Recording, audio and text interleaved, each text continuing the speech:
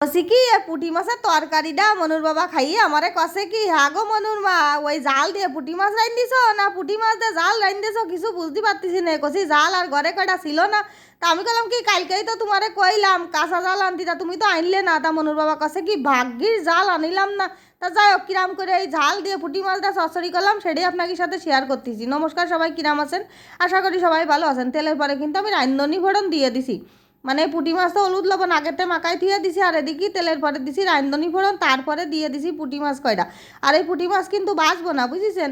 আর ওই পুঁটি মাছের সম পরিমাণ হইলেও থুইয়া দিছি পেঁয়াজ কুচোই আর জালও দিছি গাছি খানা কলাম না সে জম্মে জাল দিছি। আর এই যে পুঁটি মাছের পরে এবার সেই এক গাদা পেঁয়াজ কুচোই থইলাম না, সেই পেঁয়াজ কুচোনো কয়টা এবার এলো ডাইলে দিতে হবে। দেখছেন কিরাম করে পেঁয়াজ কটা কিন্তু একদম কুচি কুচি করিনি, বেশ একটু মোটা মোটা করে কাটা রয়েছে বুঝেছেন।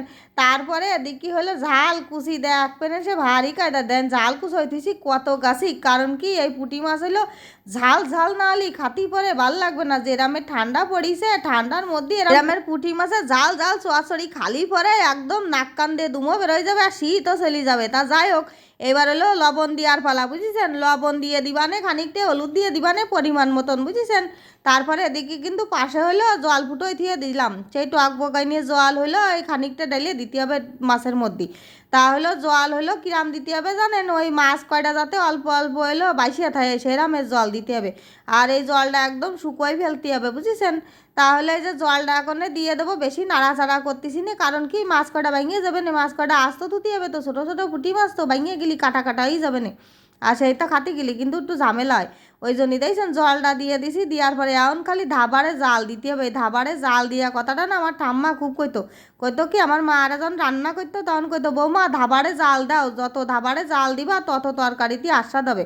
তাহলে আমার মারা কলাম কি জন্য জানেন, আমাদের হলো ওই জয়েন্ট ফ্যামিলি ছিল তো, ওই মাইজে মা সাইজে মা নোয়া মা আমার মা, ওই জন্যই মারা কলাম। আবার আবার খুদ ধরবে না যারা খুদ ধরে মানে মারা তাহলে কতগুলো মা, ওই জন্যই বুঝেছেন কইয়ে দিলাম যে কতগুলো মা। তা যাই হোক যে তরকারিটা কিন্তু একদম শুকোয়ে ফেলাইছি, হ্যাঁ একদম বেশ একটু তেল তেল ছাড়বে সেই পর্যায়ে নিয়ে নামাতে হবে। তা জল এখনও একটু একটু রয়েছে, এখনও তেল ছাড় একটুখান জাল দিলি হয়ে যাবে না বুঝেছেন। আর মাছের ঝোলটা দিয়ে কি সুন্দর যে গন্ধ বেরোইছে, মনে হচ্ছে গরম ভাত নিয়ে এখনই বসে পড়ি। তা ভাবতেছি যে তরকারিটা হোক তারপরেই বসবানে খাতি বুঝেছেন। তাই যে চচ্চড়িটা কিন্তু হয়েই গেছে, ভারী কায়দা রয়েছে দেখছেন।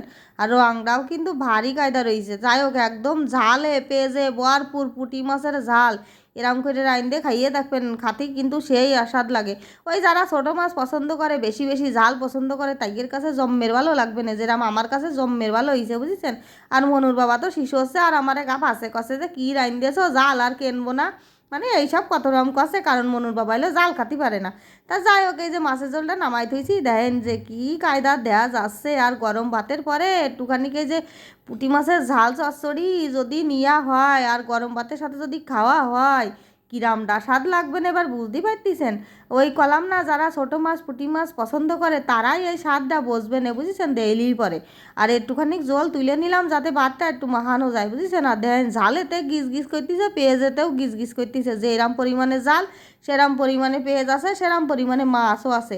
এবার একটুখানি মাছটা ভাঙিয়ে নিয়ে তারপরে ভাত দিয়ে একটুখানি মায় নিয়ে খাতি কি যে আস্বাদ লাগতেছে রে বাপু, তার কি কব। আমার রান্না আমার কাছেই খাতি সেই স্বাদ হয়েছে, সবার কাছেই খাতি ভালো হয়েছে, কিন্তু মনুকের একটু আজকে খাতি একটু কষ্ট কষ্ট হয়েছে, তাও কোনো ব্যাপার না খাতি কিন্তু সেরামে স্বাদ হয়েছে।